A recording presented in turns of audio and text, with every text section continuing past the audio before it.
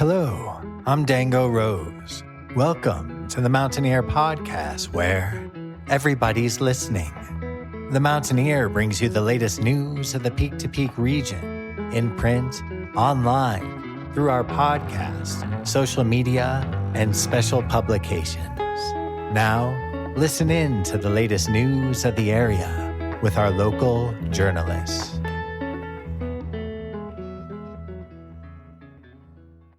One, two, three.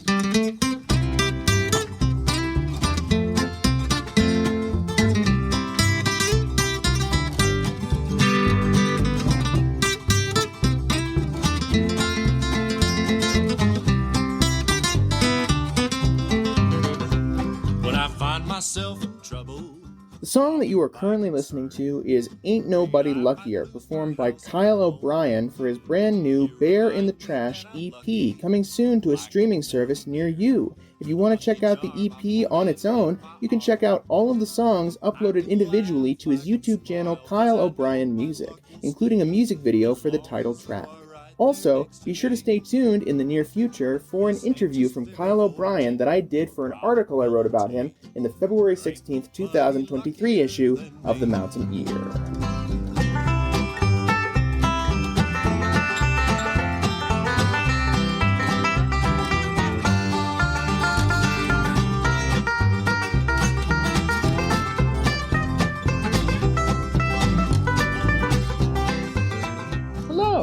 My name is Jamie Lammers, and welcome to a very special mega episode of the Mountaineer Podcast. This week, I'm delving into something a little bit different from my normal music interviews, and I'm helping to cover the Backdoor Theater's brand new upcoming event, the Fly Fishing Film Tour, which is coming to the theater on Thursday, May 30th, 2024. We'll talk details of that event a little later, and if you want to hear more behind-the-scenes stuff involving the Fly Fishing Film Tour, please stick around to the end of the episode. But until then, we've got 4 additional interviews with filmmakers accepted into the Fly Fishing Film Tour. So, our first filmmaker, do you want to introduce yourself real quick? My name is Tyler Storrs. I am originally from Connecticut and moved out to the West Coast about 7 years ago, and I currently live in Venice Beach, and I'm a producer. And I hear that your film for the 2024 Fly Fishing Film Tour is called Visibility, a steelhead doc. Yes, it is. An exciting one. So do you mind telling us a bit about how this documentary came to be? Yeah, absolutely. It's quite a serendipitous story. Ever since I was a kid, I was always filming, whether it was GoPro, VHS camera, even before that. And fishing was always something that I just naturally gravitated towards. Fast forward to adult life, things just get in the way. And I was working on my career and whatever that looked like. And the one thing I felt most out of touch with was the thing that brought me the most joy, which happened to be outdoors and fishing. And about 2 years ago, talking to my now wife, and I said, out of everything that I film, I know that there's something in fishing that I have such an attachment to that I feel like it would consume me in the best way. And to get back into that space, it was kind of funny. I was reading an article from Fly Lord on a man named Lyle Johnson, and I see this picturesque background in the Pacific Northwest, and this guy, he's got this huge steelhead fish in his hand. I didn't know what a steelhead was. I didn't know anything. But that moment inspired me, and I was like, I gotta get on this guy's boat. Fast forward 3 months later, I'm on this guy's boat, a paying customer. He doesn't know who I am from a hole in the wall, and we have ourselves a day. And I got my butt kicked, but it was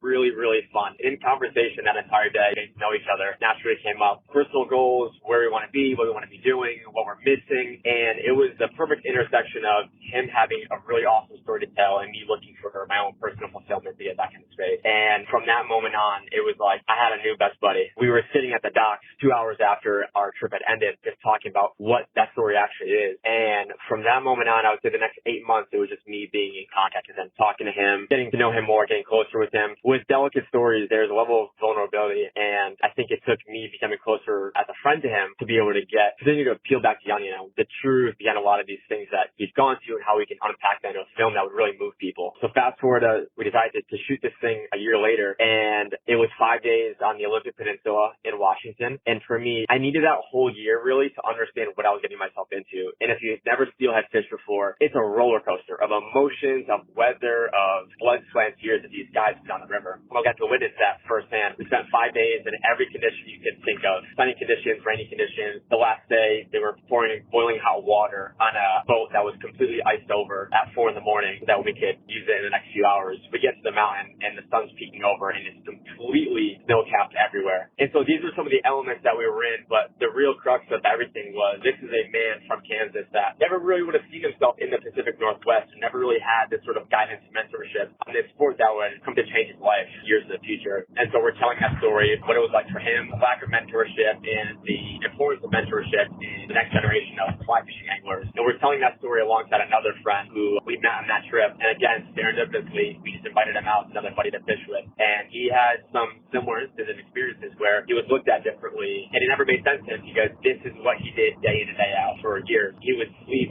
as he describes it, he slept in the camper van in the trailer or the trailer at the lodge. And that's just a testament to the lengths he's got to go for this industry. And how do you look at somebody differently? How do you judge a man by looks or appearances? And at the end of the day, they're doing everything, if not more, than the most motivated guys in the industry. To me, that was really, really special. And if you don't look like the typical fisherman on the river, right, there's a chance that when you're looking to explore the space, you might feel a little bit of discouragement naturally. And I think it's important to have guidance and mentorship in these movies that can inspire that non-typical looking fisherman so that that person feels like they have a purpose or something to look up to in this space. And I think that's what this film does a really good job of. It's telling a fishing story, and it's also telling the story of working extra hard to find your place. And the reality of it is there is that place, but sometimes that journey is a little bit more difficult for some people, unfortunately. I think the goal is to remove those barriers going forward. And the name is called Visibility, and I think the title says a lot of different things. What role did you end up crediting yourself with in this film?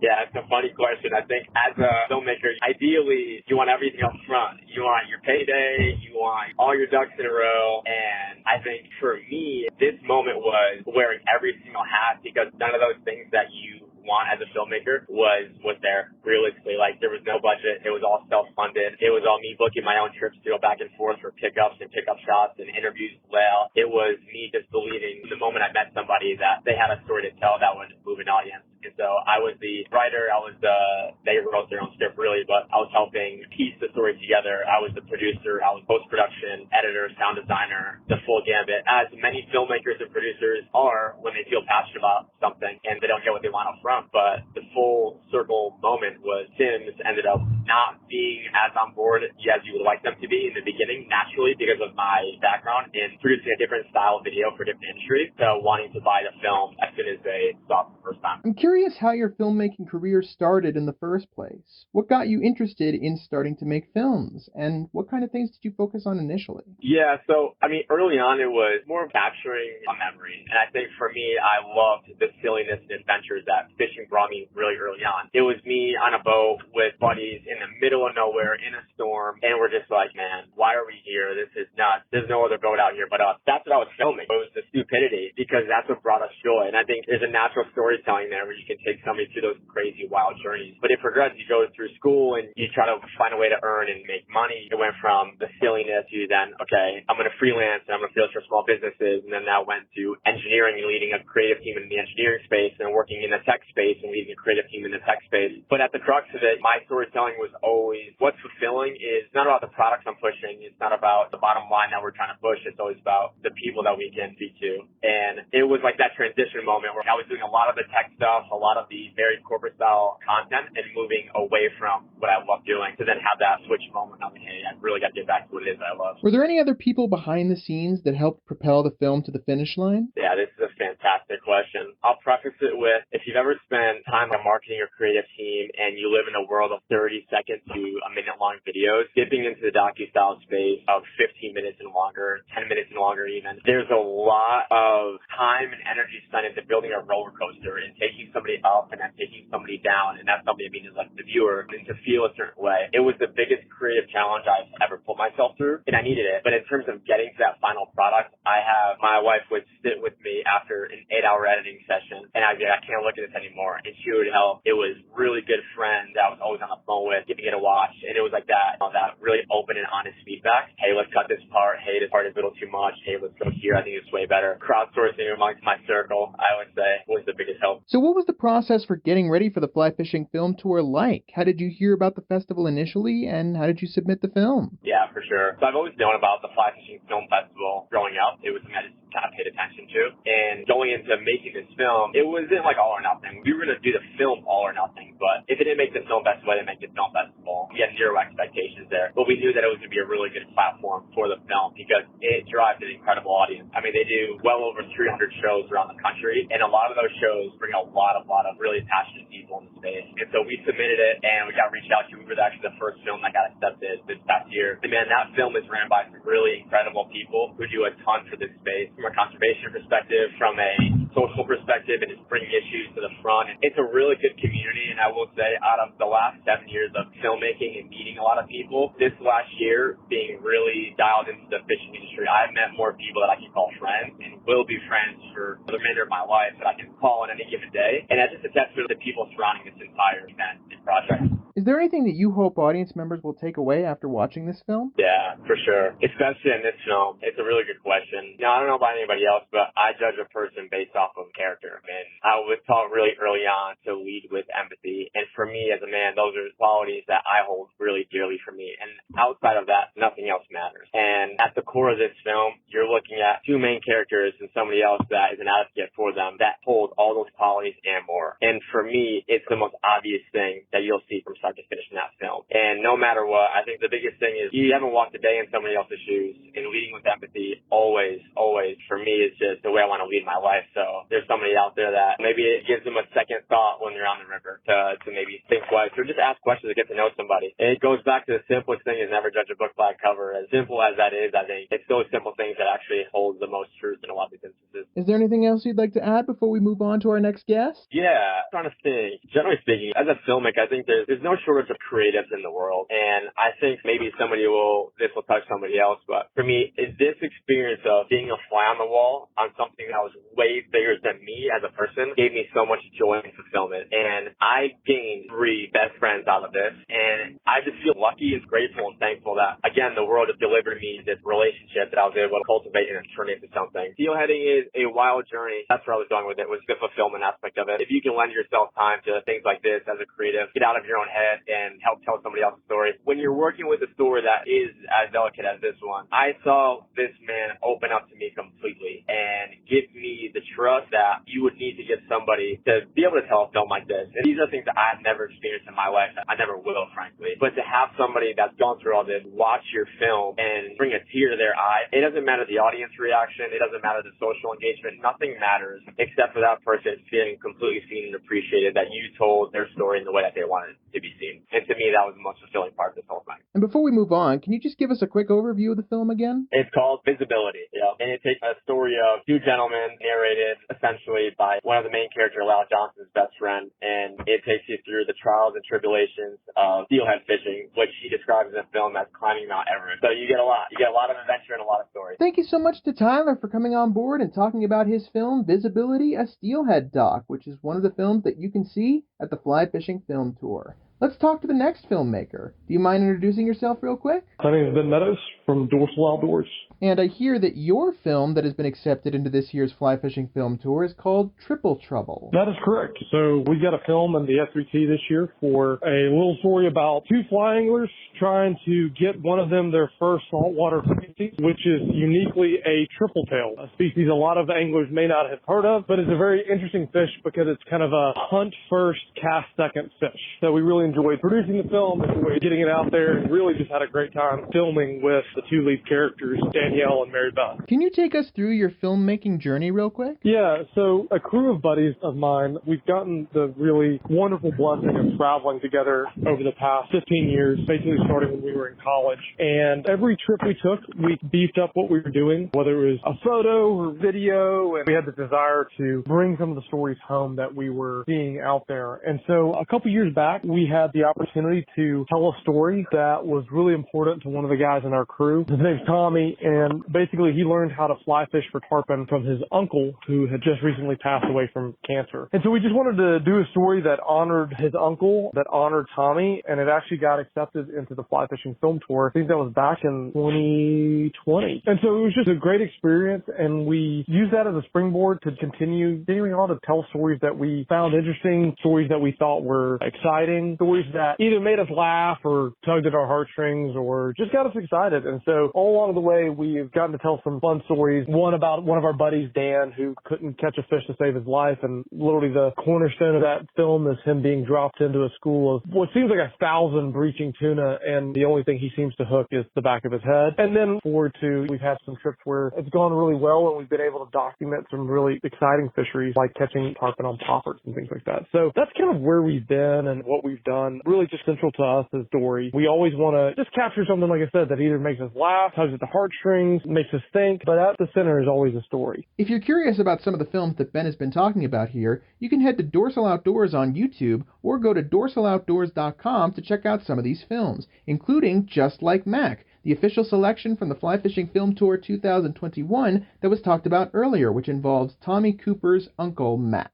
But back to Triple Trouble. What about this particular story stuck out to you that made you want to make a film about it? Yeah, so one of the leads is Mary Beth Meek, who is a wildlife artist from my home state, Alabama. And we've gotten to work on camera, off camera. She's just an absolute joy to be around. She loves any kind of fishing, brings just a whole load of energy and excitement to any production she's involved with. And she let it slip that she had never caught a saltwater fish before. And so we were like, well, hey, we need to fix that. And then as we thought about that, we were like, well, hey, why don't we shoot a film about that? And it just organically came about that Danielle, who is a just superb saltwater guide and triple tail aficionado, was able to link up with Mary Beth and was like, no, I want her first fish in saltwater to be a triple tail. And so you kind of had a crew, you had a goal, you had a hero's journey. And for us at Dorsal, we just got to sit back and enjoy the magic happening out in a bay boat. What's your experience been like participating in the 2024 Fly Fishing Film Tour? What was it like submitting the film and getting it accepted? Yeah, so we've had the opportunity to work with the folks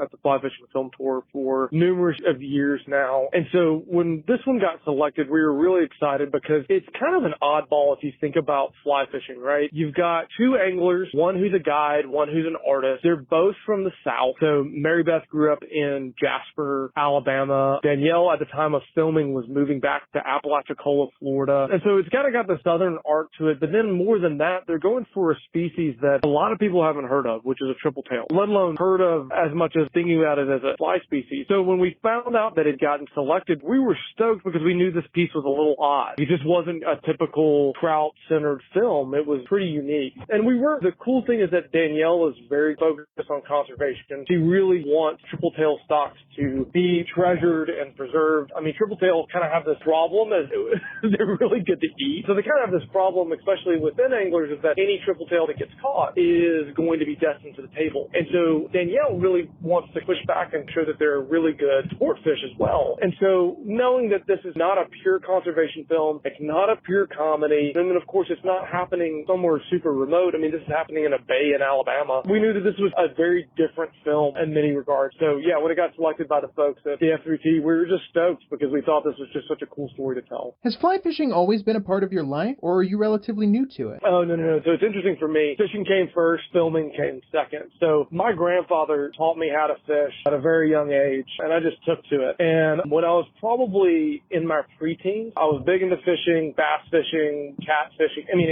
any fish I could fish for, honestly. There was this teenager that I was on a camp with who rolled out of bed at 9 a.m., had this loop-de-doo rod that I'd never seen before, and he just whacked all these fish in front of me after I'd woken up at 5 a.m. trying to get to the best bite. And I said, man, what are you doing? And he said, this is fly fishing. And I was like, what is that? And he explained the basics. And I got into fly fishing because, again, I just got my clock cleaned when it came to fishing, and I wanted to do what this new fishing technique was more effective. Now, funny part is I grew up in Alabama, which is not really well known for fly fishing. And so I just cut my teeth on bass and brim and really any species that were close to us. And as I grew up and got more opportunities and had had this, wanderlust to get out there and try some new things. I got to experience fly fishing for fish on the Alabama coast, on the Florida coast, and then later on into Central America and South America. And ever since then, I just can't put it down. I joke with my buddies, it's kind of like catch and release hunting. That's what I really, really love about fly fishing as a sport. And I just love the challenge. I love fly tying, the idea that I can invent a lure the night before and go test it on the water. Just soup to nuts. I've always loved fly fishing, and so kind of integral to what we do at Dorsal is we want our films to reflect how much we love the sport itself, and hopefully one day get folks interested into it. Because again, we're not your typical trout fly fishermen. We're pretty much bass first, and then saltwater, and then from there, trout whenever we get the opportunity to. Is there anything in particular that you hope audience members will take away from this film when they come to see it? Yeah, I think it's bold for a filmmaker to tell someone what they're going to take away from a piece. That's something I sadly don't control. I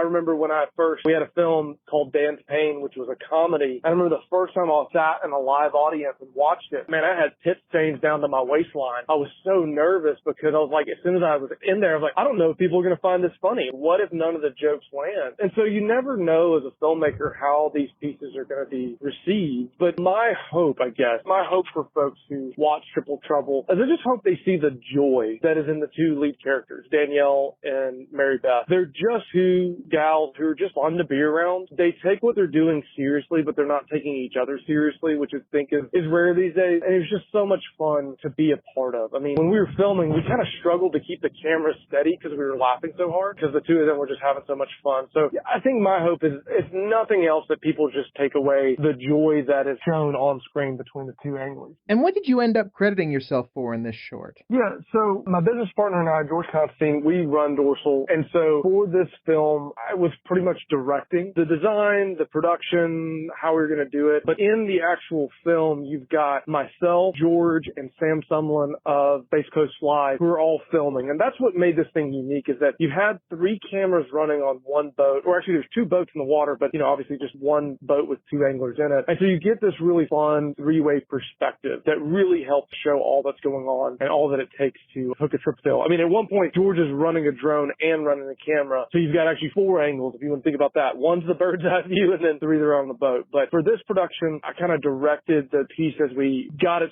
going, and then did some editing too once we were off-site and had locked in a triple tail. What have filmmaking and fly fishing brought to your life in general, and how have they changed your perspective on the world? Yeah, so fly fishing has definitely given me a passion. It's given me a hell of an excuse to get outdoors. I've yet to fish in any ugly places. Fly fishing, it's taken me to some of the corners of our hemisphere and given me a bunch of friends that I wouldn't trade the world for. And so fly fishing has just been such a gift. Filmmaking is where I see the opportunity to give that back away, in the essence of sharing people's stories, sharing what makes them tick. There's something for me when it comes to filmmaking, there's something about just telling a story and watching it come to life. It just feels like magic. My buddy who got me into this whole thing and really showed me the ropes of filmmaking, his name is Ben, so it gets really confusing too. There's 2 Bens, but he once told me there's about 14,000 ways you can cut a story. And sometimes it's just best to figure out what's the most organic and natural way to do it. And to kind of have that opportunity to have that agency to watch a story come alive and see how people react to it, that is a gift that I just never thought I would receive. And so with filmmaking, it's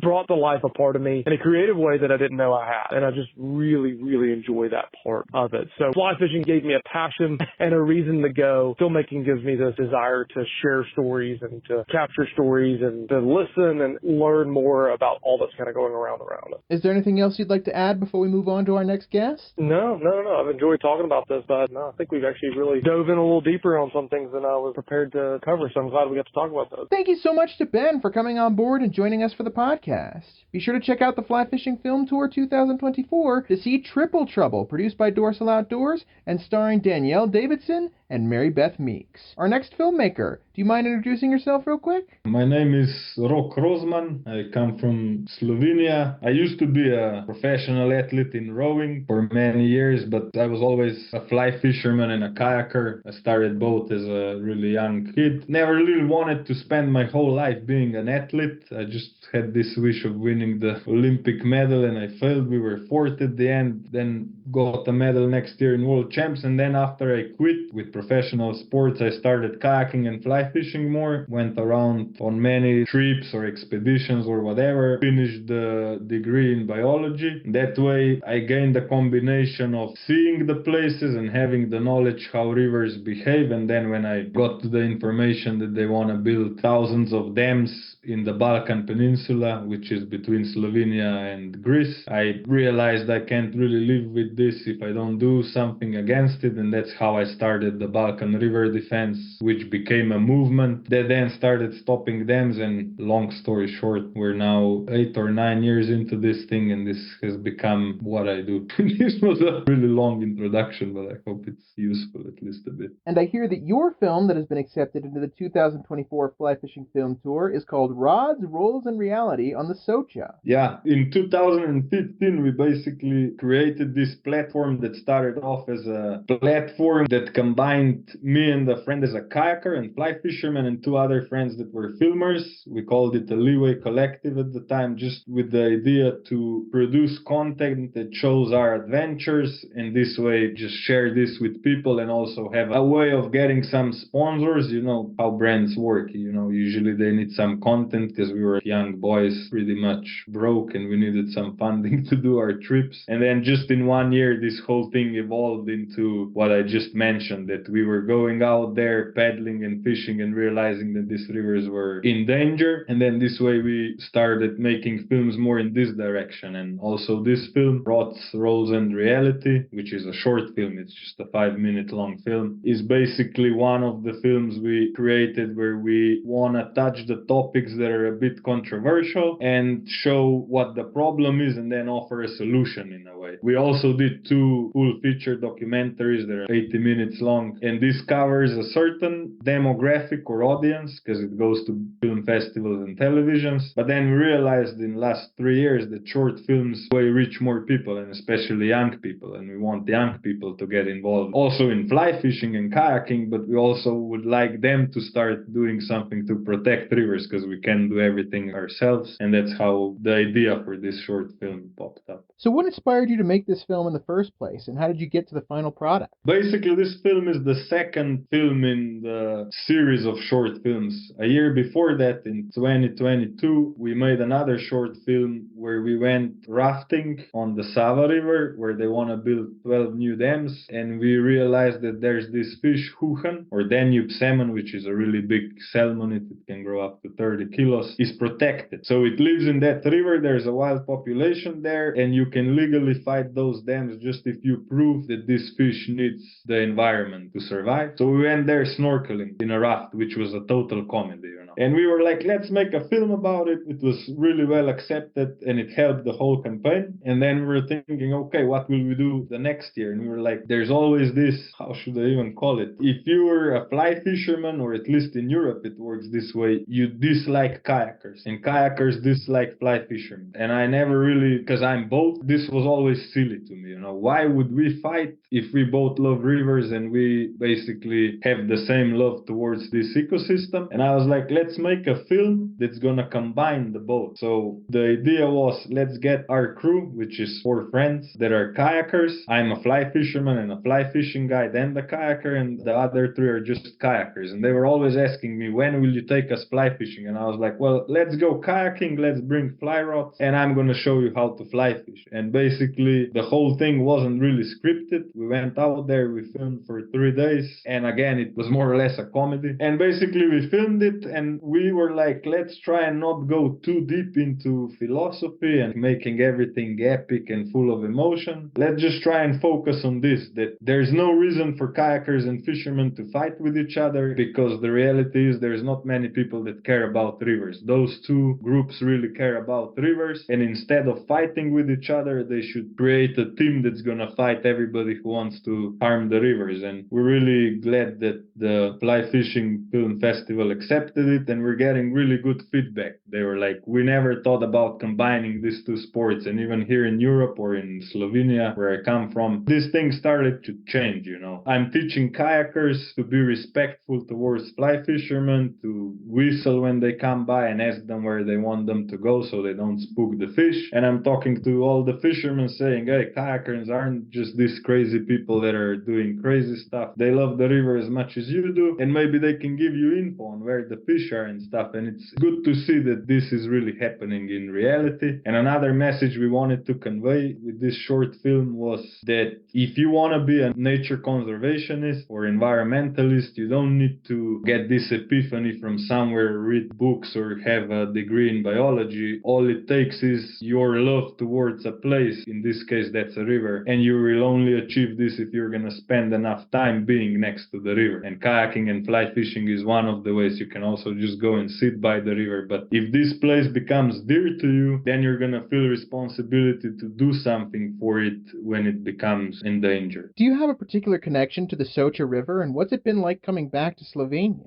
I was born and raised next to the Sava River. Slovenia is a tiny country. It's really small. It only has 2 million people, but it occupies the part of the world where it unites different climate zones, and we have big mountains, the seaside and everything. And my home river is Sava, basically. That's where I learned to fish and to kayak and to just have picnics. But then as a kayaker and a fisherman, Socha was always the holy grail. It has this emerald color. It has the special marble trout that you can't find elsewhere. And it was always my wish to come here as much as I could. And I started coming here. And then 6 years ago, one evening, I decided, because I would only come here for the weekends, because otherwise I had to work or practice. And then I decided to stay here. So now I'm living here in the Socha Valley for 6 years. And the reason for me moving here is basically the river, because it's just so incredibly spectacular and beautiful, and it has such a rich biodiversity that from all aspects, it has crazy rapids, which means I can kayak it all year round. It has incredible fish, which makes it a fishing paradise. And also as a biologist here, it's basically the valley where the alpine world hits the Mediterranean world. So it's really lush, and it's just a nice place to live. If you ever come over, you're gonna understand what I'm saying. The question that I initially asked Roke in this next section was, what did you end up crediting yourself with in the final product of the film? But the way he initially answered the question, it gave an answer that could have started with a question something like this. What were your expectations while making the film, if you had any? Well, to be honest, we didn't have any really high goals with the film. We said, let's make what we think, basically have good times while we film it and edit it. So it needs to be, we didn't want to pretend. We wanted to be what we are in the film, which is what usually makes a good short documentary. But the goal was just to demolish this idea that kayakers and fly fishermen can't get along, and that you need to be studying biology for 5 years in order to be nature conservationist or to follow trends or whatever. We just wanted to convey this simple message, and by this festival accepting the film, this basically became, now the film is shown all over the world to people that are interested in this topic, and our wish came true with that in simple words. And now let's get into what you ended up crediting yourself with on the final film.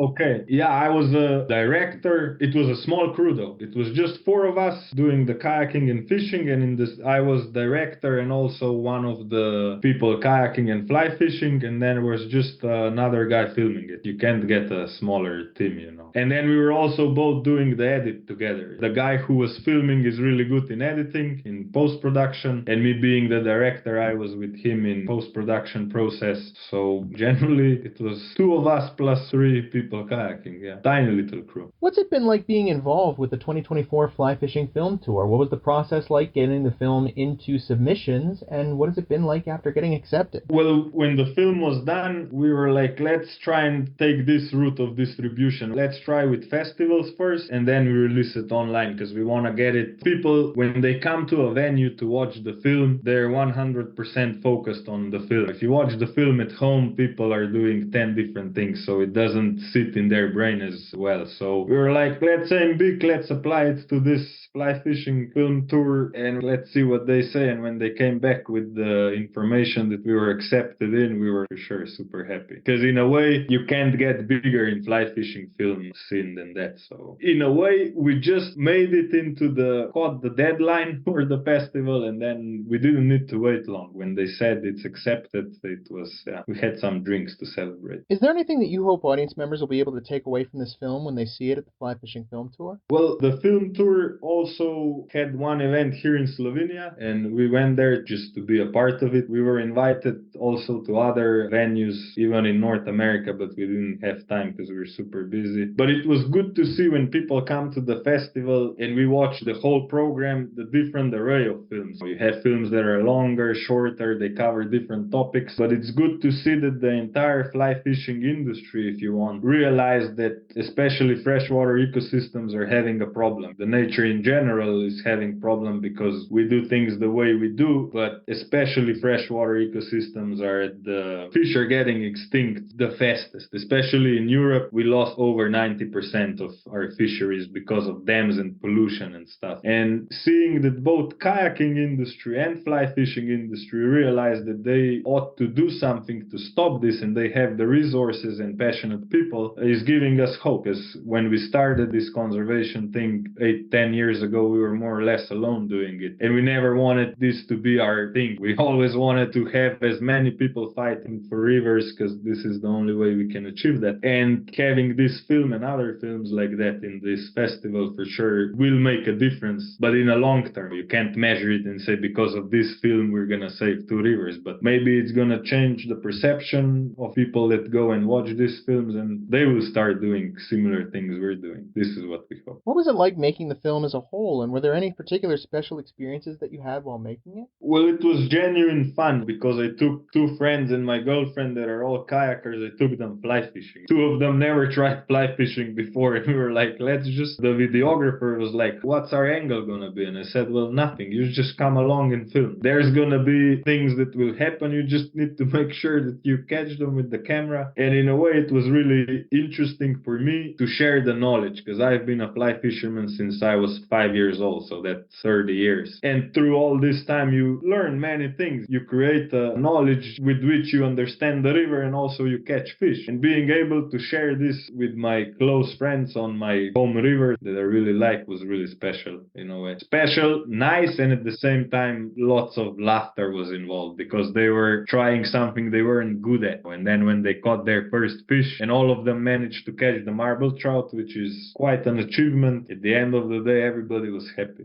It basically represented the way we spent those 3 days, and that's what I like about the film. How long have you been filmmaking in general, and have you focused on fly fishing filmmaking over the years? We made our first film in 2015, and interestingly enough, it also combined fly fishing and kayaking. I don't know if you heard of, I'm a Patagonia ambassador, and I should start the story differently. When I decided I'm gonna start helping rivers or create actions to stop dams that were not necessary, the first river I got involved with was the Vjosa River, and it's the last large wild river in Europe, and it flows from mountains of Greece through Albania into the Ionian Sea. And we heard that they want to build 33 dams there, and my reaction was, let's go there, let's kayak it source to sea, but let's try and do something that's gonna be more than just a trip for us. So I got in touch with fish researchers, and I said, did you ever sample that river? And they said never, because it's so inaccessible. So I said, look, I'm gonna bring a fly rod with me. I'm gonna probably be able to catch some fish in the deepest of the canyons that are completely inaccessible otherwise. And they were in, so I brought them fin clippings, and they basically found 3 different genetic lineages for trout, which was a huge surprise for them. And this basically made me think that you can combine having good times and also doing something for science that's gonna provide new knowledge, and then this new knowledge can help save the river, because if you have this super endangered species in there, well, you can't just roll in and destroy it like nothing's there. So that was the first film, and then from then on we were more or less making films in this direction, trying to combine things so that they aren't boring, that there's laughter involved, but there's also something more than just fishing or just kayaking. What's it been like for you being included amongst all the other films in the 2024 Fly Fishing Film Tour? Yeah, it was cool. You know, our film doesn't feature any big fish. In terms of fishing, our film is not spectacular, if I'm honest. Nowadays, fishermen are all after these big trophy fish in spectacular locations, and our film focused on just the experience, but it was was good to be featured amongst films that are all top quality films, and they all show a different angle of how fly fishing basically creates a lifestyle for whoever gets hooked on it. It was cool to see, I don't know how to call it, a diversity in fly fishing in a way, different approaches on how to do it, because fly fishing is now getting bigger and bigger, and more people are starting to be fly fishermen, and it's cool to see that there's different styles evolving and everything. And yeah, I'm glad that there's people going for fly fishing, because more people will understand how rivers function at the end of the day. Is there anything else you'd like to add before we move on to our next guest? Maybe just Socha river, especially in Europe, is really known for both kayaking and fly fishing, and it has an incredible story of how they first almost lost the marble trout, and then they had a successful reintroduction story, and now the river basically functions really well. The marble trout has a viable population, and now people from all over the world are coming here. There's a lot of Americans that come here to fish, and they are all after the marble trout. They would like to see this beautiful fish, and this makes them travel half the world to get here. And it's good to realize that this river was almost lost in the 60s and 80s. They wanted to flood the entire valley with mega dams, and now this whole fly fishing thing together with kayaking gave an example for the rest of the Europe that if you protect the river, this might create an economy that's even stronger than electricity production. When fly fishermen now, I work as a fly fishing guide here in the summer, little hotels are having benefits from this, all the restaurants, local fishing guides. People here realize that they did a good decision when they decided to keep the river wild, and now fly fishermen and kayakers are basically providing better economical input for the region than anything else could. Thank you so much to Rolk for coming on board and joining us for the podcast. Be sure to check out the Fly Fishing Film Tour if you're curious to see rods, rolls, and reality on the Socha. Co-directed by him and Rosal Breger, located in Slovenia on the search for marble trout, produced by Leeway Collective. Our final filmmaker, do you mind introducing yourself real quick? My name is Perrin James. I'm an underwater filmmaker. And just like the others that I've just interviewed, you have a film coming out for the Fly Fishing Film Tour 2024. I sure do. The Marlin Film Project, that was one of the coolest projects that we put together in the last couple of years, and we're really proud of it. So Perrin, how did your filmmaking journey start? Has it always been in underwater photography? This filmmaking journey started guiding spearfishing. My whole idea was that if I could learn how to use a camera underwater, that hopefully someone would take me on their spearfishing trip. So at the beginning of this, I actually was guiding all over the world for people that wanted to learn how to spearfish, and it took me from Africa to Indo, Central America for a little bit, mostly chasing pelagic species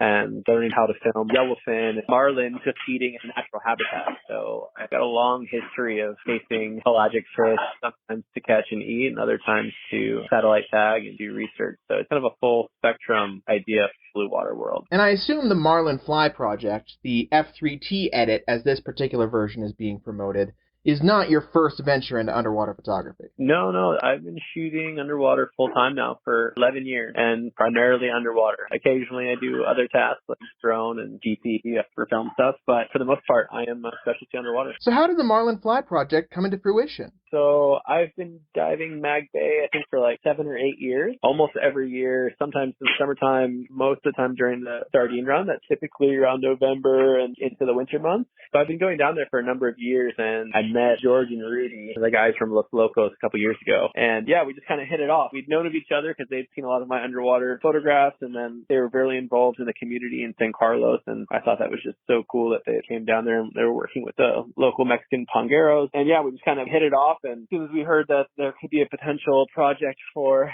Costa and tagging, doing research, tagging for they gave me a call to see if I wanted to be involved, and absolutely stoked to be on board. Is this your first foray into fly fishing filmmaking in general? I guess it would be my first solo project that I kind of directed and produced for fly fishing, but I have worked on a number of fishing shows, and I shot for National Geographic on a fly fishing folklore fish series for a little bit, so I'm very familiar with fly fishing. I do fly fish myself, but this would be my first project that I created solely about fly fishing and civilian science or angler science too. So, had you had any personal experience with fly fishing before this, or was this your first real venture into that world? I think that my personal connection was more so with the location, filmed in Magdalena Bay. It's been a very special place to me for a long time. It's one of the first places I ever traveled to for work, and just one of the most amazing underwater places on the planet. I mean, the marine biodiversity is insane, and anything that I could do to protect protect that place or to be a part of, I was just 100% on board, whether it was fly fishing, conventional fishing, or even if it was just science. Anytime that you have the opportunity to go down there and contribute what you have to offer in Mag Bay, I definitely just love to be a part of anything that's down there. And from your career in general, are there any particular projects that have stuck out to you as some of your favorites over the years? There's definitely a few underwater projects that stick out to me. I think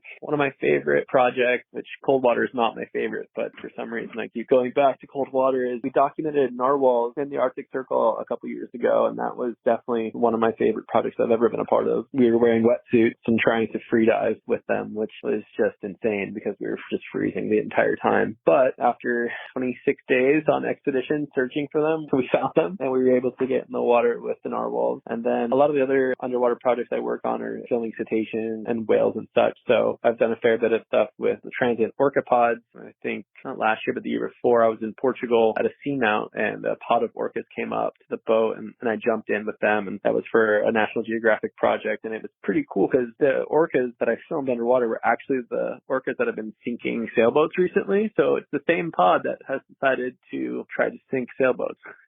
And out of curiosity, how long have you worked for National Geographic? I've worked for Nat Geo for a number of years off and on. I've worked for Nat Geo Asia, Nat Geo Wild, Nat Geo Explorer. There's so many different Nat Geos. Some of them are more specific to freediving, spearfishing, or conservation. And then probably the longest project I worked on was an 8-month project on folklore fish stories. And we basically traveled 13 countries and documented different fish species that each one had some type of folklore or tale about the fish. And that was one of my favorite projects because it really dove culturally into fish in specific places. I think Arapaima was one of my favorite fish to film for that series because they're just such a wild fish, and swimming around in the Amazon was terrifying but also really, really cool. And what drove you to jumping into this project in the first place? I think for this particular project would just be how important Mag Bay is to me personally. As throughout my career, I've kind of returned there and filmed with 4 or 5 different underwater cameras as I've progressed through the years. And I think for this particular project, just the know-how and the amount of time that I've spent down in Mag Bay was definitely a contributing factor to the success overall of the film. I've spent the last couple of years filming down there every single year and having an idea of how the wildlife works, and also having a great relationship with George and Rudy from Los Locos was a key factor. I think everyone involved in the project cares so much about it, and not just with the project, but the actual place itself. Magdalene is special for divers, for fishermen, conservationists, for anyone that's ever been to Mag Bay. It really leaves an imprint on you. It's a really special place, and I think that's why the film was so successful. It's just people genuinely care about that place, and they want to protect that fishery, and most of the people that were involved, they're working to protect the fisheries at home, but then they take the time off from their day and their schedule, and they fly out for this trip, and they're trying to protect another place that really is worth protecting. I think that's why the film was just so successful. And how did you end up submitting this project to the 2024 Fly Fishing Film Tour? What's it been like submitting the film and getting accepted? So I didn't plan on submitting it to the Fly Fishing Tour. It was kind of an after the fact thing. We kind of heard about it and just had to make a few changes to the film. And Wiley, my main editor, he also was working on the project. He helped make some additions to add a couple more scientific pieces to the film. And yeah, we were really stoked to submit the film. But I'd heard of it a couple of years ago and seen a couple different films from Bolivia. I remember one being done on the Golden Dorado. And there's definitely some just beautiful films in the Fly Fishing Tour. They just go above and beyond to make these really, really articulate fishing films. So when we had the opportunity, we just took it, and we're really excited to be a part of it. Is there anything in particular you hope that people will take away from this film when they come to see it? I would love for people to go down and experience it for themselves. The film is an idea of what happens down there, but I would love for people to see that film and be like, wow, I'd really like to check out Mag Bay and Los Locos and just see how beautiful that place is on their own. What is your final credit on this film? Yeah, so I kind of directed it and filmed the underwater bits, and then Wiley, my second camera op, and the editor, he just absolutely crushed it. We work on a bunch of different projects together, but Wiley and I just went at this thing together and just had a lot of support from Los Locos and Costa and the scientists, and there was a lot of people's hands on this project, and we could not have done it without anyone. There's, I don't know, like 40 people I'd love to name, but I'm sure we can add them. I think they're in the credits of the film. There's a lot of people that were a part of it. Have you worked with some of this crew before? What was it like working with them? I'd actually worked with a lot of the fishermen before on different parts of my career in different places, and it was really cool to see everyone together. I mean, it was just some of the best anglers, fishermen, photographers. Everyone showed up and we were running full force at this project. So it was kind of like a reunion, I guess, and it was great. Absolute pirate, but the best kind of fisherman you want to know. And to wrap things up, do you have any particular goals for your filmmaking future? We're gearing up to figure figure out our next couple projects here, and I think the next project will probably be one on plastic pollution. We've been traveling to a few places recently where we've been documenting ocean-bound plastic getting stuck in river mouths and things like that, and there's a couple projects that I really want to cover this year, and the rest will probably be either diving and spearfishing, but I think plastic pollution is back on the map this year. Thank you so much to Perrin for coming on board and joining us for the podcast. You can check out the Marlin Fly Project, F3T Edit, at the Fly Fishing Film Tour 2024, produced by Costa Films, located in Mexico, and directed by Perrin James and Wiley Watson. That was our final filmmaker interview for this particular episode. But don't worry, these aren't all the films that you can check out at the Fly Fishing Film Tour. There are actually 9 primary films that are available for the film festival, as well as 6 additional official tour selections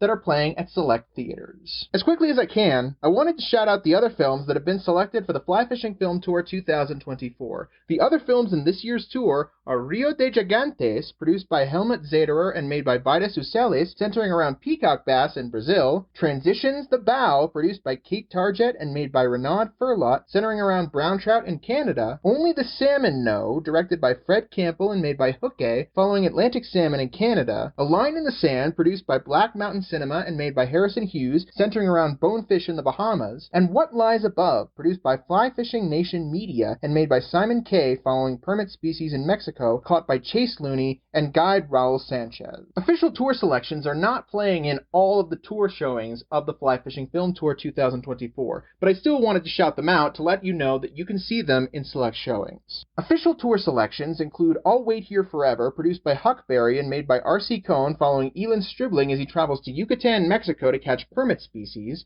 At the Sand, made by Jack Badone, following fly guide Wesley Allen landing brown trout in Michigan; The Art of Freedom, produced by Fly Fishing Nation Media and following filmmaker Tobias Park and his girlfriend Sarah Ronholt as they catch Atlantic salmon in Norway; Pop's Fly is a U.S.-centered film produced by Fly Fishing Nation Media and made by Clay Hervey, following Ray Cameron's self-discovery after finding a relic connecting his love of fishing to his history; Bitter Water, made by Peter Grigsby, Matthew Williams, and Owen Bettis, highlighting the story of the Lucero family's fly fishing in Baja California Sur, Mexico; and Cayo Santagaspe, made by Jerome Terrestre, following the comedic story of purist salmon fishing guide Etienne, finding himself on an island in Quebec and meeting Andrew, a striped bass flats fishing junkie, after a drunken night. Congratulations to all of the filmmakers for having their films accepted at the Fly Fishing Film Tour 2024, which you can see coming to the Backdoor Theater on Thursday, May 30th, 2024. More details will follow soon, but first, I wanted to get a behind-the-scenes look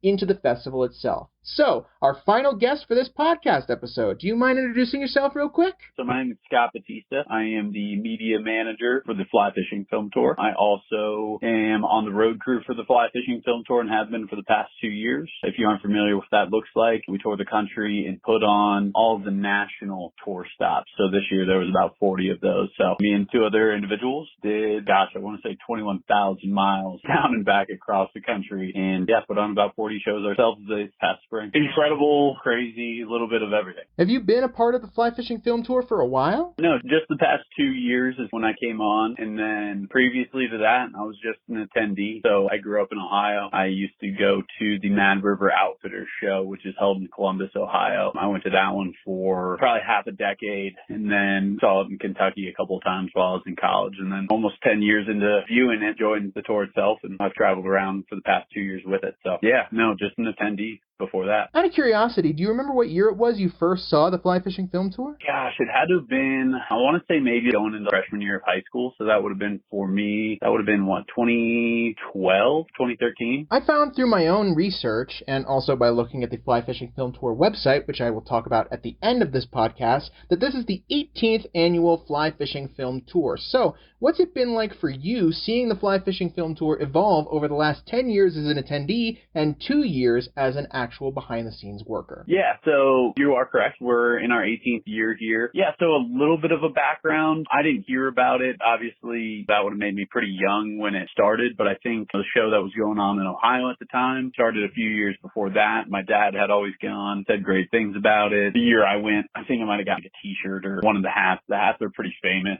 I don't know if you go as far as calling it a collector's item, but something that people take a little bit of pride in having an old school version of them. So I think I remember getting that maybe 2012, 2013, and then my dad maybe had one or two from earlier years. But actually the tour was started here in Colorado by a group of guys just as an effort to really showcase this adventurous side of fly fishing. I don't recall all the guys' names, so I won't shout out any of them individually, but the original owners really did a fantastic job of keeping it grassroots, keeping it really just a community event for what at the time was a pretty small community of fly fishing compared to what it is today. There's maybe tenfold people out there on the rivers these days, but they definitely helped shine a light on the sport. And like I said, that was about 18 years ago. So yeah, up here in your kind of neck of the woods, Boulder area, really. Also, according to the website, I found that this year the tour is visiting more than 14 countries with over 300 shows. How exactly does that work? Can you talk us through the touring process? I couldn't find all of the international shows or any of that on the website. Yeah, totally. So the stuff you dug up is correct, but yeah, to put a little bit of context with it, there's essentially, we'll break it down into a couple tiers. So there's what we call the national tour, which is what myself and the other guys drive around in the truck and we put on those shows. Like I said, there's about 40 of those, and most of those stops have been pretty consistent for the entirety of the tour's life. So pretty famously, we start in Bozeman every year. We do that like third week of January. This year it was bitter cold. I think it was minus 34 when we got in on the Sunday before the premiere. So that one's a pretty iconic stop. And then we hit all the really big stops around the U.S. that are famous for fly fishing culture, where I'm at here in Denver and kind of closer up by you in the Boulder area. Some of those are some of our more iconic stops too. Missoula is a really big one. But then from there, there's what we call the independent or hosted shows. And those make up an additional 170-ish,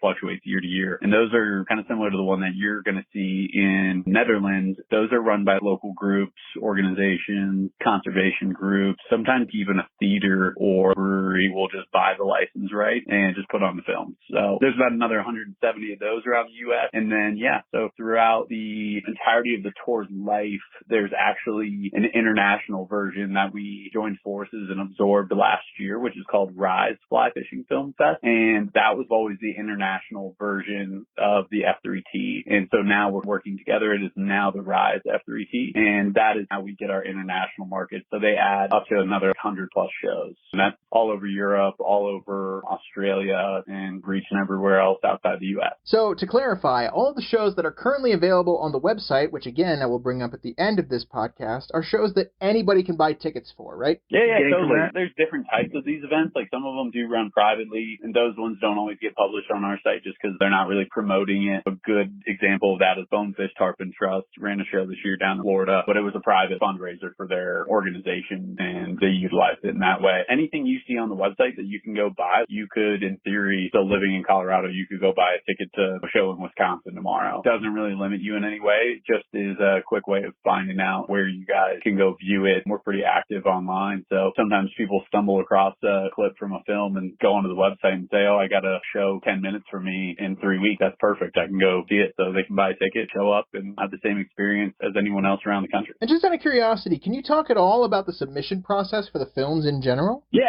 No, we try to be transparent about it. We want there to be an open door opportunity for really anyone who has the desire to put something together for us to review it seriously and give it a fighting chance. There are a couple instances. I'll give you a good example. A couple years ago, we had a film that was shot on GoPro. It wasn't shot on $40,000 cinema cameras. It was just some guy with a vision, and he put it together really well, and that made the cut. So from start to finish, this isn't major production groups only. This isn't professional filmmakers and photographers only. You can really go out and make your own film and submit it to us. And sometimes we even offer a little bit of counseling and help massage films into final products, final stories that have a lot of promise. From a review perspective, we do try to give everyone the same review. So there's a couple elements that we look at. First and foremost, you gotta have a captivating story or something that's going to keep the viewer's attention. So we can call it storytelling or wow factor. A couple elements that go into that would be novelty or adventure. So something we've never seen before, or just pushing the limits on something we have. So that's one of those elements. And then another one, this is kind of across the board, whether you're doing it on a GoPro or, like I said, that cinema camera, production value. Does it look like it's going to do well on a big screen? Because you're going to view it on an 80-foot projector. Is it going to look good up there? Or what other factors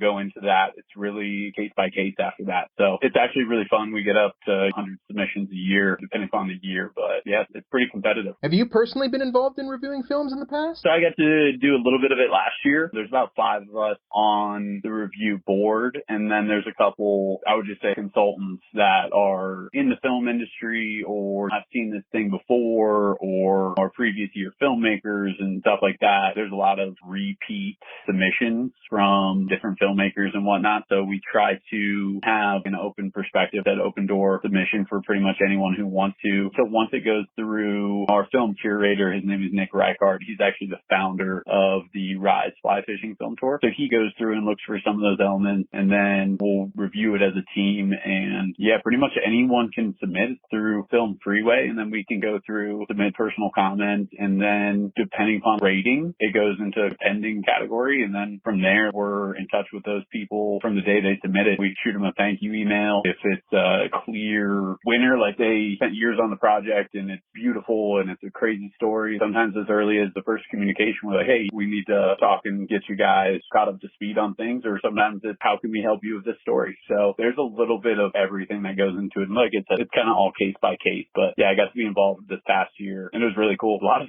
hours watching submissions, but it's really cool to see some people's work. So the general idea of the Fly Fishing Film Tour is to gather short films that people can watch in one sitting. Correct. Yeah, we typically do about 8 to 10, and those videos can range from 5 minutes to 15 minutes. And yeah, to your point, we try to give people a little flavor of kind of everything from international trips to backyard stuff to everything in between. We try to cover it all. That way people can get stoked, whether they're fishing in their backyard on a weeknight after basketball practice, or they're taking that destination bucket list trip. We try to hit all of our bases. And what's it been like for you over the last 2 years, now that you're officially behind the scenes at the Fly Fishing Film Tour? Yeah, I think I have to credit the guys who got joined on the road. Their names are John Zinda and Cooper Nash. They were both doing it for a couple of years before I joined. The coolest thing I think I got to experience and still do is really feeding off the crowd and seeing what they enjoy. You really do, during that selection process, you have to be a crowd member again. You have to say, if I saw this for the very first time, what is sticking with me? So coming from the attendee standpoint into the tour, it really just makes you a lot more observant. You're really looking for what moments and what films get people hyped, and what stuff across the board does well. Is it just the big fish moments? Is it just a really incredible story? Is it the characters? Is it the prizes that we give away?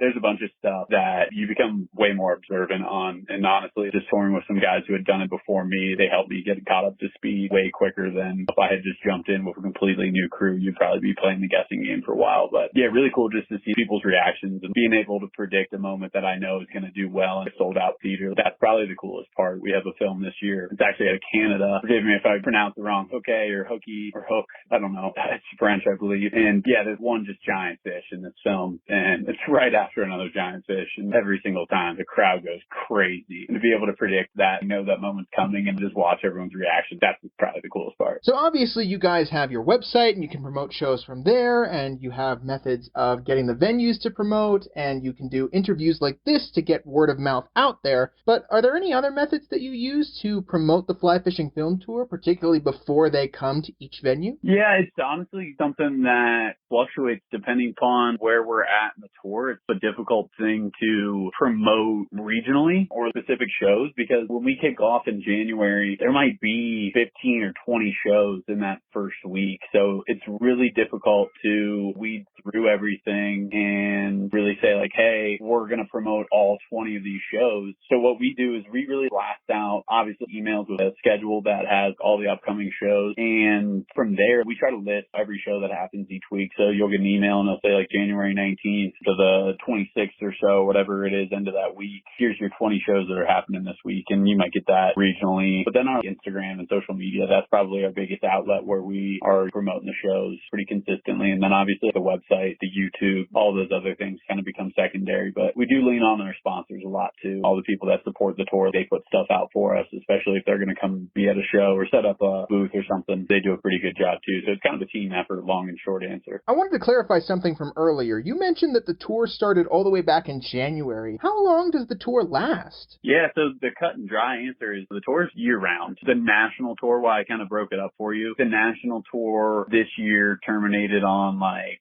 April 23rd, and we were in Tampa Bay. So that was the last tour stop that I went to. I'll probably go to one or two more in a less official capacity throughout the year and go assist or go view it at a couple stops here in Colorado. But yeah, there's shows that run all the way into like December, and then we restart the marketing and reset the clock. And December is kind of when we start to churn out the next year's content and start to build out a little bit of the hype around the upcoming tour. So yeah, long and short answer, man, it's year round. Even if we're not at the show, I think when we wrapped up, there's still like 100 shows around the country. The one that you'll be seeing is included. So does that mean that there are submissions for next year's film tour while the current film tour is going on? Yeah, so for instance, there are a lot of repeat filmmakers, but there's also a lot of people getting into production, especially in the outdoors. So yeah, we'll start getting submissions and film pitches and concept decks as early as during the previous year tour. So I can't speak to any specifics, but there's already plenty of films that we know are being made. Now, we don't really have hard details or final cuts on any of those as it's kind of early here in the summer. But yeah, we try to wrap up all that stuff and have decisions be made kind of as the previous year tour wraps up. So all that kind of stuff. Ideally, it doesn't always work like that, but ideally we'd have final cuts of all those films by like December so we can start putting out assets and promoting that those films have been selected. Historically, it's a pretty big deal to become an official tour selection and tour around the country for your film. So we try to give those a little bit of runway at the end of the year to allow filmmakers to take it in and promote their films being selected, but also for us to build up hype for the upcoming tour. So yeah, we're getting film submissions as early as right now. And yeah, we'll continue to do so probably through like November. And then, like I said, by December, we try to have that tour set built out. Is there anything that you hope audience members will be able to take away when they come and watch the films at the festival? Is there anything that you hope that they gain or learn after watching? Yeah, I mean, ultimately, we just want to get people feeling inspired to go fishing. Ultimately, in a perfect world, there would be versions of this where they can go and see stuff from their backyard or maybe select what they want to watch and view stuff on that. But at the end of the day, we just hope one or two films really resonates with them and gets them off the couch next time they're debating to go fishing and get out there. That's really our end goal, is to put people on the water, be stoked about it, have fun, share these moments with friends, go tell the stories the next day or that evening around camp. Ultimately, that's what all these things are, is just stories, and who tells better stories than fishermen, whether they're all factual or not. And do you guys choose themes year to year, or do you generally try to vary it up as you go along? I would say we make a pretty conscious effort to show people new things year to year. So if we have, there's certain boxes, I guess, we check. You kind of got to have some trout material because a lot of fly fishing is trout based, and that's the backbone, but so is saltwater stuff. So there's always those boxes. But what the tour features pretty consistently is some pretty cool destinations, and that can be destinations around the West where we're at, maybe somewhere cool off the beaten path in one of the areas of the Rockies, or it can be crazy exotic like some atoll you didn't know existed off the southern coast of Africa when it's got some crazy big fish that no one's ever thrown a fly to. We really try to mix up at least concepts. Some of the stuff has to remain the same, like I said, the fish species and the types of fishing, but we do try to mix up at least concepts and stories and characters, just so we're showing people new stuff every year. We're also always looking for the next crazy adventure, because that's kind of what people are chasing, and it's the reason bucket lists exist. It's what we're selling at the end of the day. Well, it's been a fun run interviewing all of these filmmakers and interviewing you, the media manager behind the Fly Fishing Film Tour. Is there anything that you'd like to add before we sign off on this episode? I would give a lot of credit to all the filmmakers out there. It's not an easy thing to go and produce a film and then to turn over a few months of your work, or maybe longer in some cases, for review and put yourself out there. That's a tough thing to do, and to have the upfront courage to go and do it and tell stories, you can't give those guys enough credit. And sometimes I think people forget because we put them all together and put them on a screen. But every one of those projects, whether we're showing 8 or 10 short films, every one of those projects is designed and executed and produced and directed and polished up by individuals. Those people are really our backbone. All those filmmakers that we've worked with over the past 18 tours, those are the people that really make it possible. Those are our backbone. Those are ultimately the people who will make this run for another 18 years, and also the brands that go out and support projects. That art and creativity really has a place, and it is a possible profession for these people. Can't say enough about the support for the filmmakers and the people who are making this possible. That does not happen without year to year dozens of people trusting us to use their work and show it around the country. That's probably the coolest element, is these are all individual people. It's not made by one bulk organization that just gets to go fly around the world and do all these things. It's all individuals. I think that about covers it. I mean, you'll have a great time. We have a really cool film set this year. I don't know who's putting on your guys' event. I think it might be a theater is just running the movie. I think there is a couple other ones in Colorado. I know there's at least one in Winter Park coming up that Big Trout Brewing's doing, and then the one up by you guys. But yeah, I would encourage you to come down to the one in Boulder next year if you don't get a chance. And that's on our national tour. Tons of prizes and stuff go out at those events. So always really fun to be at one of the bigger ones so you get the energy in the crowd. But yeah, you'll have a blast. Let us know what you think of the film. It's a great set this year. It's a lot of fun. And I really appreciate you guys giving it the spotlight. And like I said, enjoy the show. Let us know what you think. Thank you so much to Scott for coming on board and joining us to conclude this very special episode of the Mountaineer Podcast. I want to shout out a few more people that are involved with the Fly Fishing Film Tour real quick. The CEO and founder of F3T is Toby Ryston Pratt. The VP Global Business Development Partner is Charles Werb. The partnership managers are Zach Marion and Cooper Nash. And the Fly Fishing Film Specialist is Nick Reigert.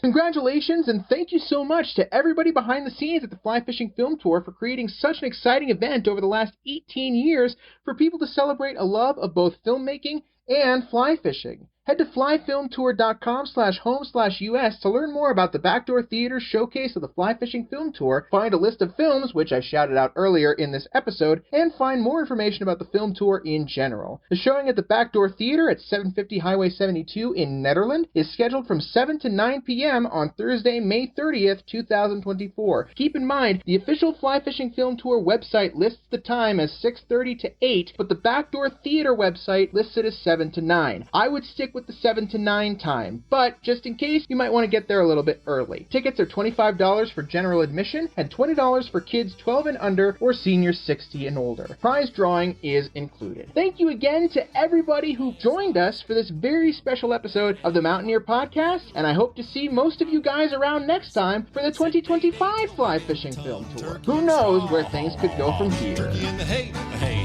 you can round them up, twist them up, anyway at all. Play a little tune called Turkey in a Straw. Have you ever gone fishing on a hot summer day? Did you see the little fishes going swimming down the way with their hands in their pockets, pockets in their pants? Did you ever see a fishy do the hoochie coochie dance? Turkey in the straw, haw, haw, haw. Turkey in the hay, round them up, twist them up, anyway at all. Play a little tune called Turkey in the Straw.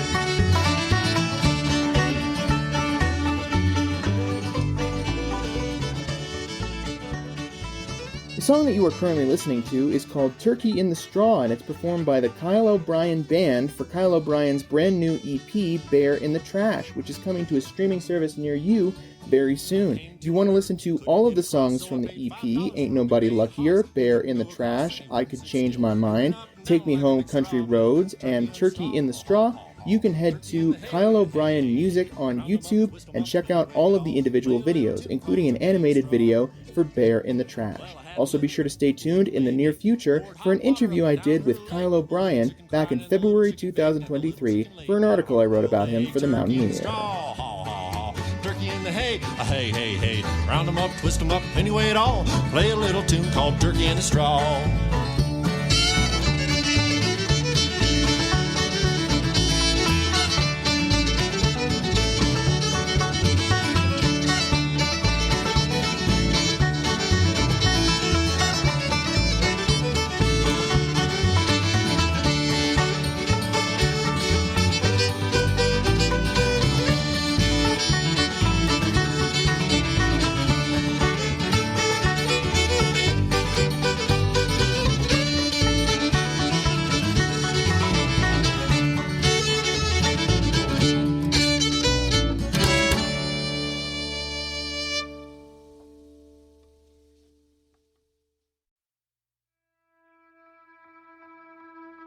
And that's it for our show. Subscribe online to get more access to more news, weekly updates to our community calendar, and a link to our YouTube channel by visiting themountaineer.com. Be sure to use the coupon code PODCAST when subscribing for a 10% discount, only available to our listeners. If you are in the local Peak-to-Peak area, be sure to pick up a print edition of The Mountaineer at a local business. I'm Dango Rose. Thank you for listening.